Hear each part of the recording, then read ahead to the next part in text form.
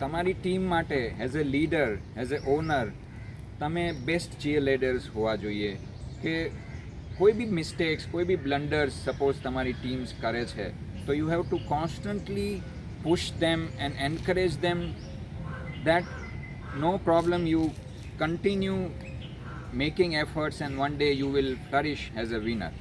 તો એ પ્રકારનું એક જ્યારે કલ્ચર ડેવલપ થશે ત્યારે આપોઆપ ટીમને એક કોન્ફિડન્સ આવશે કે ના, મારા જે બોસ છે, ઓનર છે, he is there for you with me.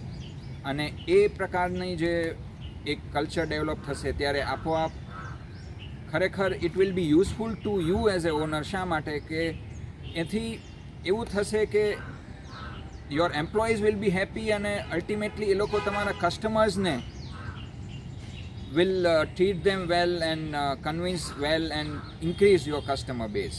So it's a cycle basically which you will increase. A cycle તમે વધારશો અને આપોઆપ તમે સફળ થશો.